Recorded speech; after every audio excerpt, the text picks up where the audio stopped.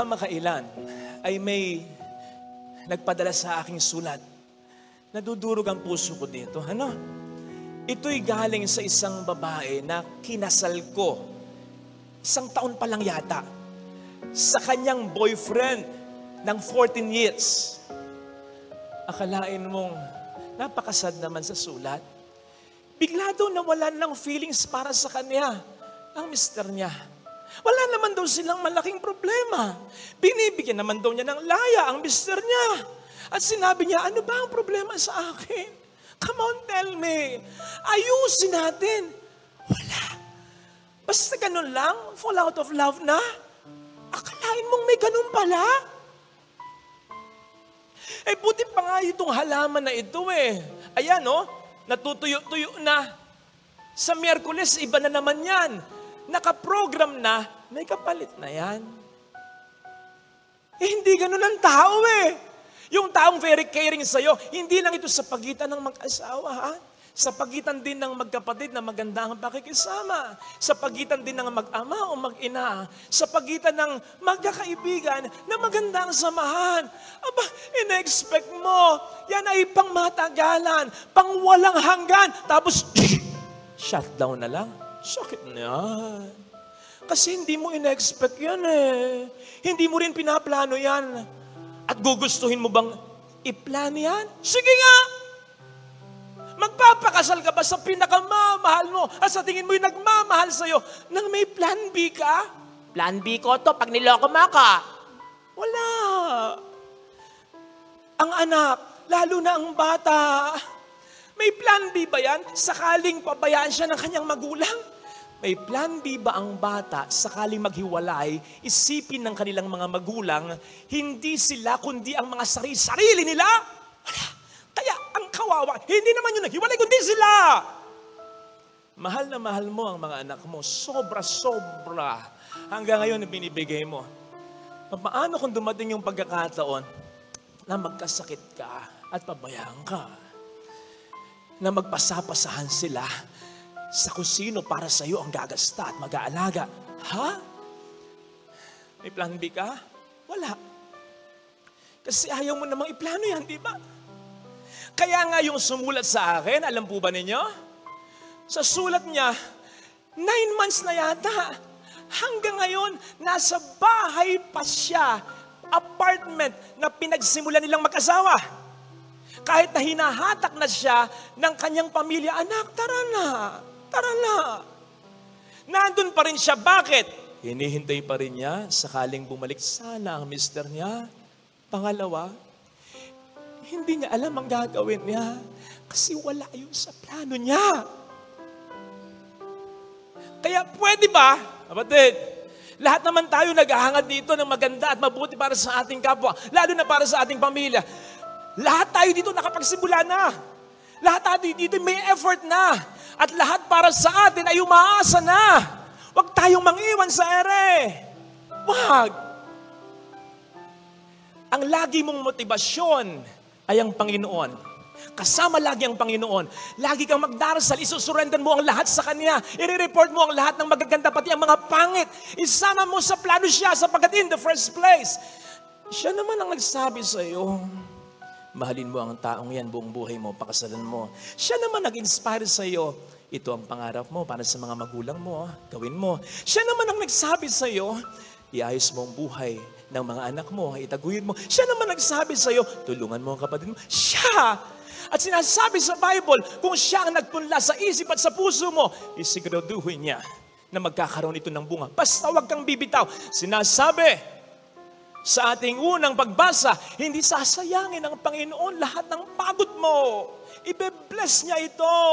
Basta lagi siya kasama sa iyong plano at lagi mong iisipin, dahil ang Diyos ang iyong motibasyon, ano bang utos ng Panginoon? Yung nasa Ebanghelyo ngayon, maging lingkod ka muna, maging huli ka muna, bago ikaw sila muna. O hindi ba yan naman ang una mong motibasyon?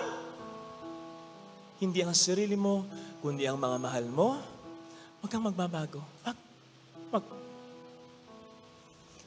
Sapagkat sinisigurado ko sa iyo, mabibless yung efforts mo.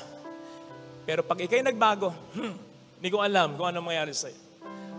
Malamang sa magsisi ka. Bakit? Mawawala ng saysay lahat ng ginawa mong sakripisyo. Peke lang pala ang lahat ng ito. Pangalawa, pwede kang sumira ng buhay ng ibang tao, lalo tigit yung mga mahal mong umasa na sa iyo.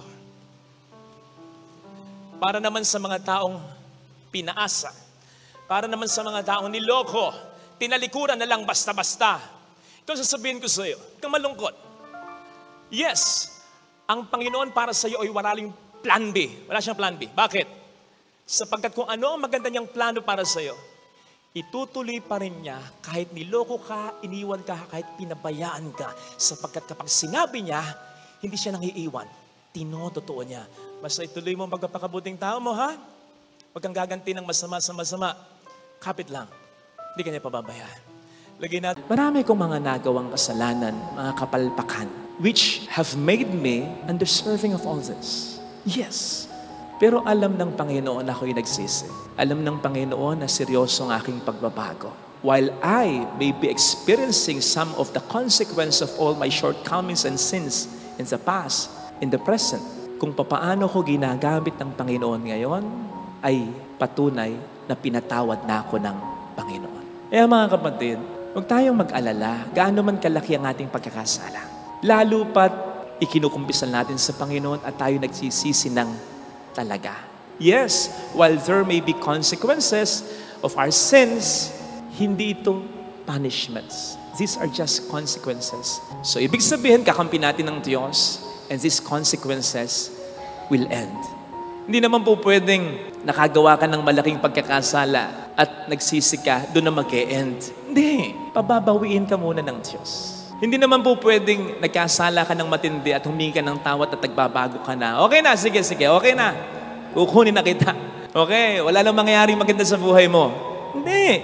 Ang ibig sabihin ng nagkasala ka ng matindi at nagbago ka na, hindi mo pa naaawit sa punto ng buhay mo yung pinakamagandang awit na pwede mong awitin. Hindi mo pa nasusulat sa punto ng buhay mo yung pinakamagandang libro ng buhay mo na pwede mong sulatin. You have not yet lived the best time of your life. Kahit sa basketball may share ko sa inyo game namin, I think it was last week. Meron kaming Paralympics. Malolos Priest versus Parañaque Priest. Crucial minutes.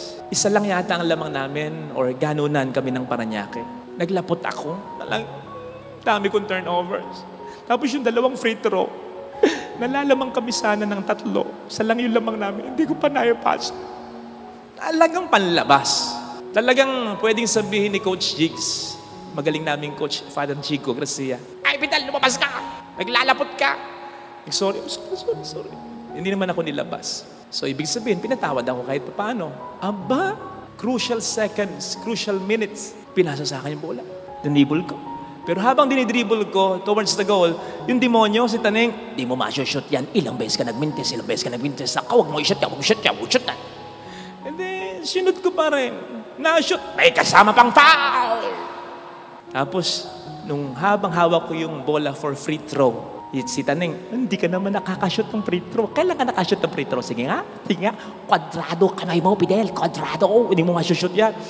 Sige. Shoot. Alam po ninyo, kaya ako kinukwento to, ngayon lang nangyari to. Yung ako ang isa sa nagpanalo, ngayon lang talaga nangyari to. Di ako nakatulog pagkatapos. So napakagandang pangyayari sa buhay ko. So yun ang nagagawa ng may nagpapatawad at may humihingi ng tawad. Merong mangyayari na maganda na pwedeng hindi pa nangyayari. O sige nga, kung walang nagpatawad o saka humingi ng tawad, may mababasa pa tayong ebanghelyo ayon kay San Mateo na isang publikano? Wala.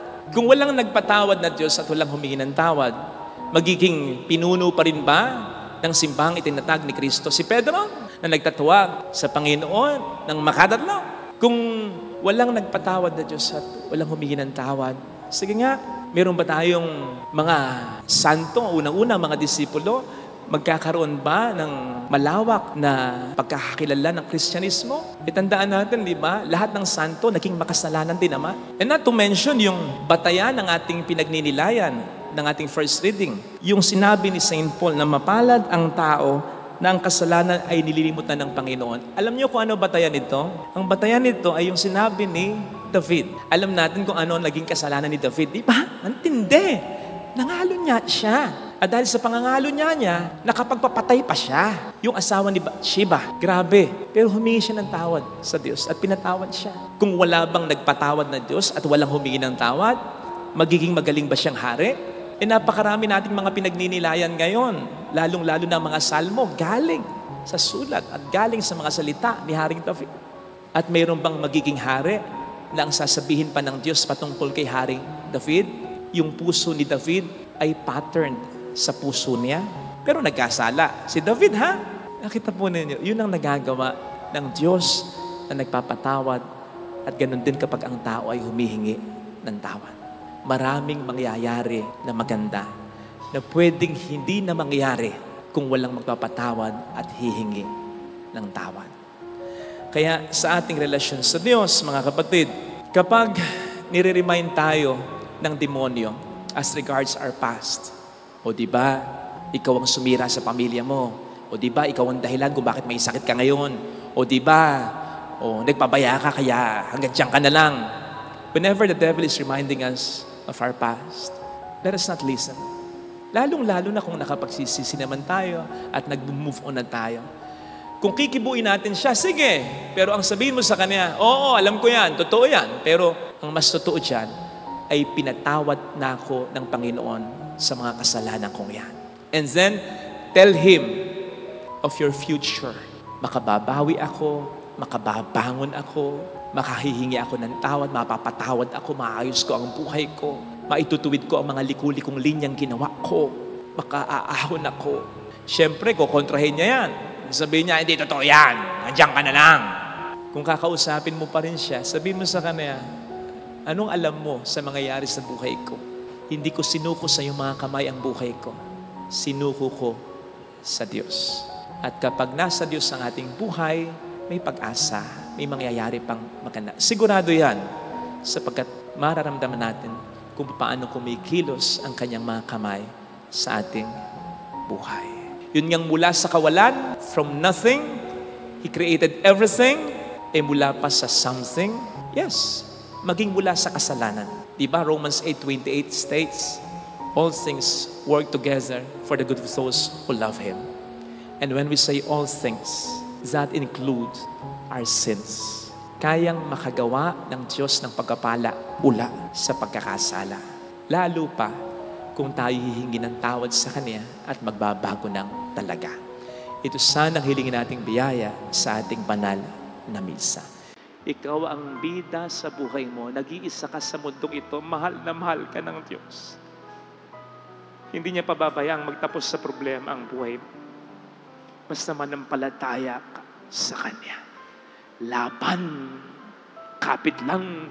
Kung ikaw ngayon nanonood ng pelikula, telenovela na aargabyado yung bida, anong sinasabi mo? Nasa kanya ang huling halakak siya ang bida. Marunong ka pa sa direktor, sasabihin pa natin sa iba. May conflict lang, may problema lang para gumanda yung storya, pero sa huli, okay pa rin yan. May saving factor pa rin para sa bida. Kapatid, ikaw ang bida sa buhay mo, nag-iisa ka sa mundong ito, mahal na mahal ka ng Diyos. Kilala niyo si Abraham Lincoln? Si Abraham Lincoln, nawala ng trabaho taong 1832. Natalo din siya sa lehislatura taong ito. 1833, nalugi ang business niya. 1835, namatay ang kanyang mahal na asawa.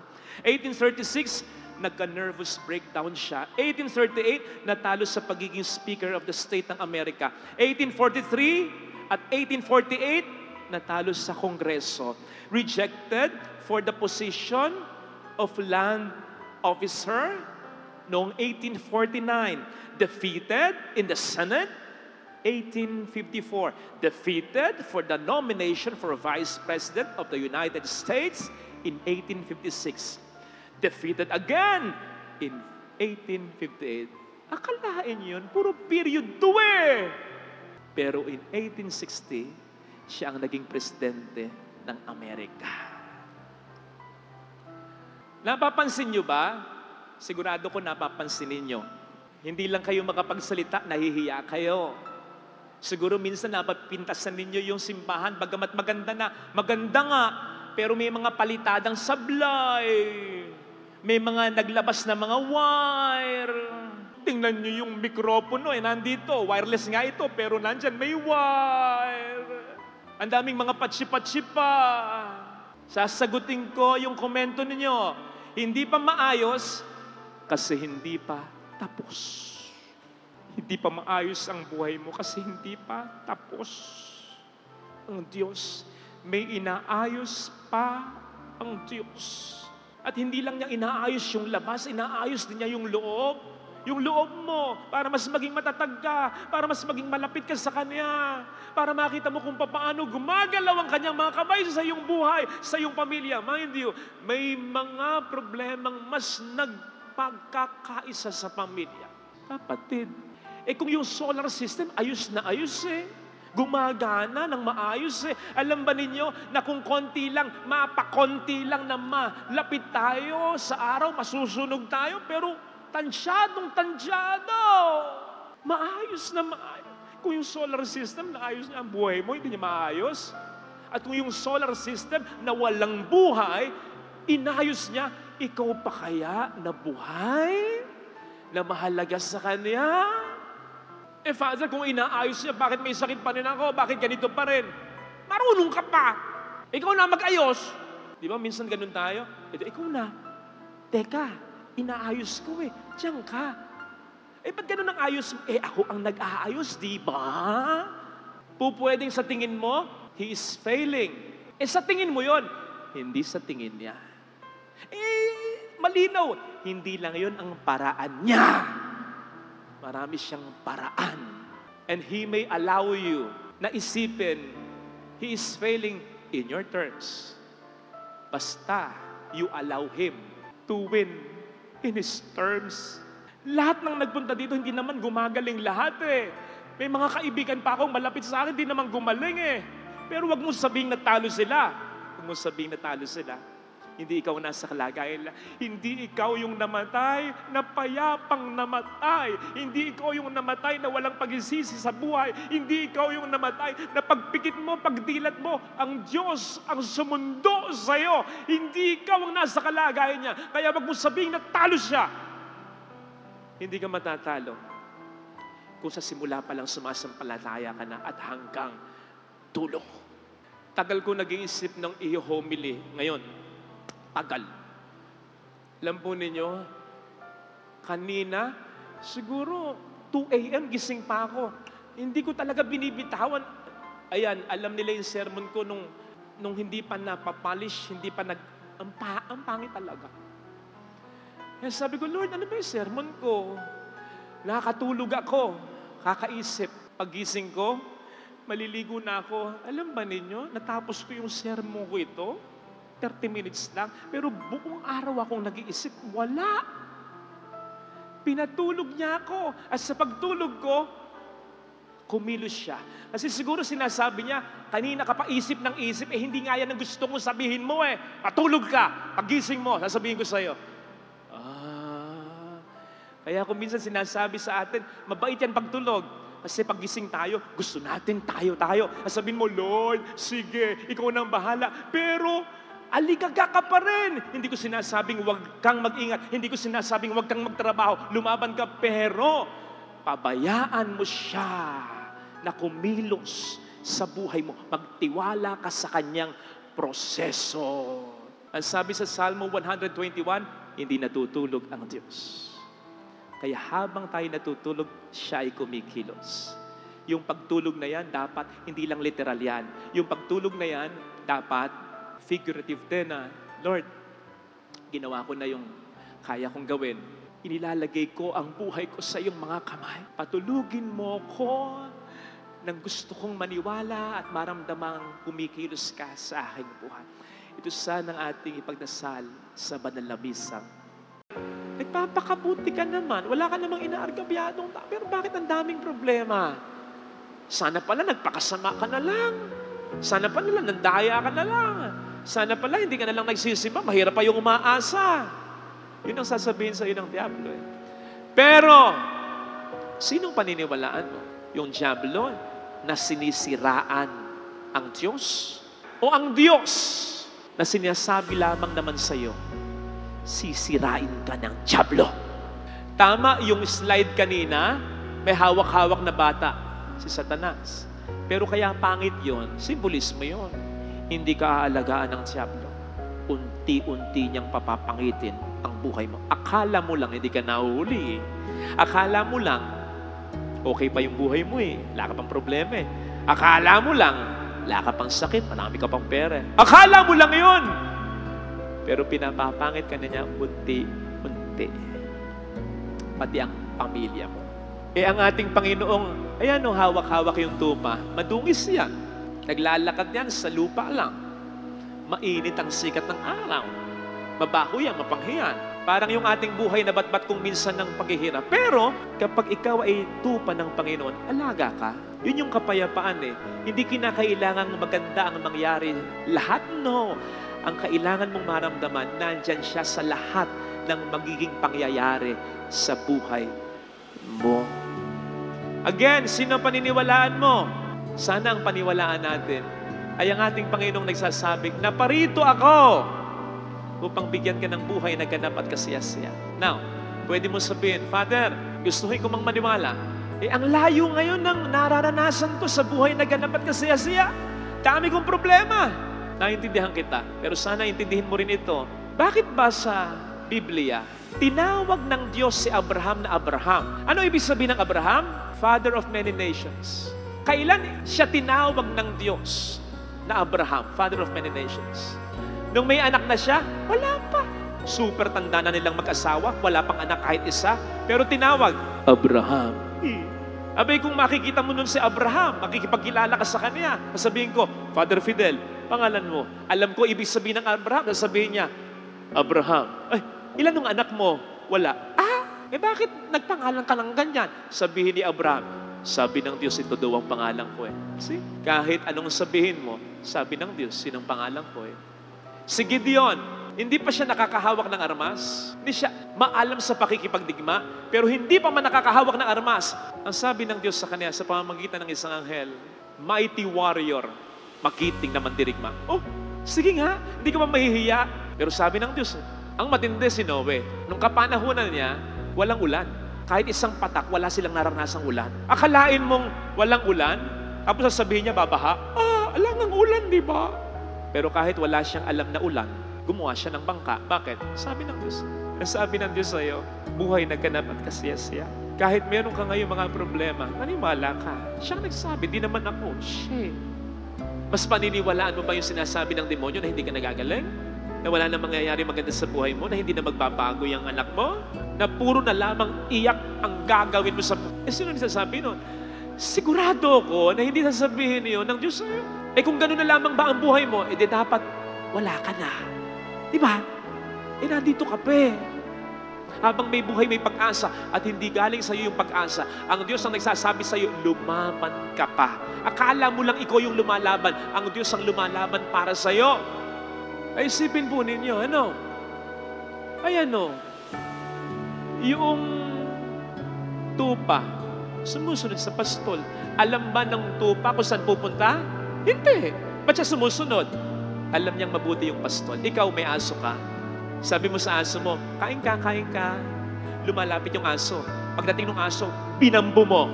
At susunod na sabihin mo sa aso mo, kain, kain. Hindi na pupunta sa'yo. So yung tupang yan, kaya sumusunod yan, kahit hindi niya alam kung saan sila pupunta ng pastol niya, alam niyang mabuti yung pastol niya. Kaya kahit matagal yung paglalakbay sa ilalim ng sikat ng araw, susunod ako. Kasi alam kong may mangyayaring maganda sa dulo nito. Hindi ko alam, siyang mas nakakaalam. Ganun sana. Ganun sana. At tandaan mo yung sinabi ng Panginoon kay Tomas. Tomas, naniniwala ka sapagkat nakita mo ako. Mapapalad yung mga walang nakikita, hindi pa nakakakita ng magandang resulta, pero naniniwala na. Yun yung start ng buhay na ganap at kasiyasiya. Kasi ang start ng buhay na ganap at kasiyasiya, yung mawala ang iyong pag-aalala. At papaano mawawala ang ating pag-aalala? Hindi naman kapag alam mo na, kung ano yung mangyayari eh. Hindi. Kundi, alam mo na, kilala mo ng mabuti ang iyong katabi. Ulitin ko, hindi mo kinakailangan malaman kung ano ang mangyayari. Ang kailangan mo lang paniwalaan, makilala kung sino ang iyong katabi.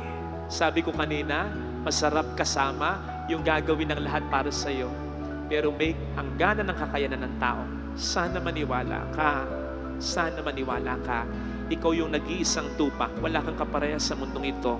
Hahanapin ka niya, ipaparamdam niya ang kanyang presensya at sinasabi niya sa iyo, hindi ka mag-iisa at anumang problema, gagawin niya ang lahat para sa iyo. Ito sana mga kapatid, ang ating pagdasal na biyaya sa banal na misa. Romans 3:23. Lahat tayo nagkasala at walang sino man sa atin ang karapat-dapat sa paningin ng Diyos. Romans 6:23, ang kabayaran ng kasalanan ay walang iba kundi kamatayan, walang labis, walang kulang. Pero dahil sa ating Panginoong Yesus, naging karapat-dapat tayo sa mata ng Diyos bilang kanyang mga anak at binigyan tayo ng buhay na walang hanggan. Hindi ba dapat ma-appreciate yan?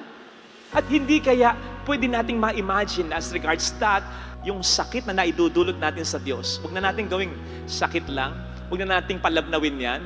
Yung buot ng Diyos, kung sa kabila ng kanyang ginawa, hindi pa rin natin siya paniniwalaan. Kung sa kabila ng kanyang ginawa, ay patuloy pa rin tayo sa pakasalanan. Kung sa kabila ng kanyang pagpapatawad sa atin at pagsagip sa atin sa pamamagitan ng ating Panginoon, ay magpapatuloy pa rin tayo sa kasalanan mula noon hanggang ngayon sa mga susunod pang panahon. So dito mo maintindihan yung sinasabi sa ating ebanghelyo ngayon sa bandang hulihan. Sino mang naniniwala sa anak ay magkakaroon ng buhay na walang hanggan. Pero sino mang hindi maniniwala sa anak, sa ginawa ng anak, sa sinabi ng anak, na narinig lang naman niyang sinabi ng ama at pinapagawa sa kanya ng ama, sino mang taong ganyan na hindi maniwala sa anak, the wrath of God, ang puot ng Diyos ay mananatili sa kanya. Pwede mo sabihin, Father, okay, I get it, pero hindi ko naman ramdam yung puot ng Diyos. Sa kabila ng aking paulit-ulit na kasalanan, okay pa rin naman ako. Hindi ibig sabihin na hindi mo nararamdaman sa ngayon, ay hindi mo na mararamdaman pagdating ng panahon. Hindi ibig sabihin na natutuwa ang Diyos sa iyo. Sa kabila ng mga kasalanan ginagawa mo, it could be na po pwedeng katulad ng nararanasan natin, na withhold natin yung puot natin, yung galit natin, yung punishment na dapat ay ibigay natin. Pero sa kakahold mo, nagpa-pile up, bumibigat. Napupuno ka na hanggang sa sumabog ka na. Parang dam. Hino-hold niya yung certain volume of water. Walang tumutulong tubig sa kabila. Pero sa kaka-hold niyang ganon, tuloy-tuloy naman ang pagdami ng tubig na hino-hold ng dam. Hanggang sa mawasak na yung dam at rumagasa ng tubig na yan at pipinsalain niya ng matindi anuman o sino man ang kanyang madaanan. Pwedeng ang puot ng Diyos ay ganyan. Ang kaibahan nga lamang sa puot natin at sa puot ng dam na sumasabog sa pagtapuno na yan, may kontrol ang puot ng Diyos. At ang nagko-control dito ay ang kanyang pagmamahal at awa para sa ating lahat. Pero, hindi laging ganun. Kasi may sinasabi sa atin ng Panginoon sa kanyang mga talinghaga, darating ang panahon ng paghuhukom sapagkat ang justice ng Diyos ay bahagi pa rin naman ng kanyang karakter. Mapagmahal ang Diyos, kaya makatarungan din ang Diyos. Hindi yata lulutang yung pagiging mapagmahal ng Diyos kung yung alam mo at alam ng Diyos na masasamang tao, pag namatay na tayong lahat sa buong mundo, magkakasama-sama pa rin tayo sa kalangitan. Paano mo maiisip na mapagmahal ang Diyos kung ganyan? Kung hindi siya makatarungan? Bahagi ng pagmamahal ng Diyos ang kaniyang katarungan. Tandaan po natin yan. Kaya, huwag nating sasayangin ang pagmamahal at awa ng Diyos na yan. Dito rin din natin dapat ma-appreciate yung pagmamahal at awa sa atin ng iba. Lalo na mga taong sa kabila ng ating pagkakasala ay binibigyan tayo ng tsansa. Hindi naman tayo binibigyan ng tsansa dahil hindi sila nasaktan. Nasaktan sila, nasaktan ng Diyos. Pero hindi tayo pinarurusahan at pinapatawad pa rin tayo. Sapagkat sa kabila ng ating mga nagawa, ang pinaiiral pa rin nila ay ang kanilang pagmamahal at awa. So dapat, i-appreciate natin yan sa pamamagitan ng pag-iwas na muli sa pagkakasala. Pinatawad tayo para hindi na magkasala uli. hindi para gumawa ng kasalanan uli. Tapos magtataka tayo kung bakit ang tao ay magbabago. Kung ang Diyos nga may hangganan, darating ang paghuhukom, darating ang pagkakataong haharap tayo sa Kanya, at sa pagharap natin sa Kanya, hindi na po pwede yung, kahit marami kang kasalanan, sige na nga. Kahit di ka nakapagsisit, nakapagbago, sige na nga pa. Hindi pwede yon. Hindi ganon ang Diyos. Kung sa Diyos nga may hangganan, darating ang pagkakataon na wala ng mga chance ang maibibigay na ganyan. Ang tao pa kaya? Tapos magtataka ka kung bakit nagbago siya. Ikaw naman ang gumawa ng maraming dahilan para makapagbago siya. Sinasabi na naman niya sa iyo dati pa kung ano yung ayaw niya, kung bakit lagi mong ginagawa yung pang pinaka-ayaw niya. Tapos magtataka nga kung bakit nagbago siya. Tanga lang ba tayo talaga o talagang wala tayong pagpapahalaga sa mga taong sa kabila ng ating pagkakasala ay nagbibigay pa rin sa atin ng kanilang pagmamahal at awa? Huwag naman sana. Hindi man natin masuklian ang kanilang pagmamahal at awa, huwag naman natin abusuhin na lang. Sapagkat sa ating pag-aabuso, mas lumalaki ang ating kasalanan at mas nagkakapatong-patong ang puot na sa atin ay kanilang nararamdaman na magpapatinding lalo ng kaparusahan na ating mararanasan kung ang kasalanan ay hindi natin tatalikuran at pakisya.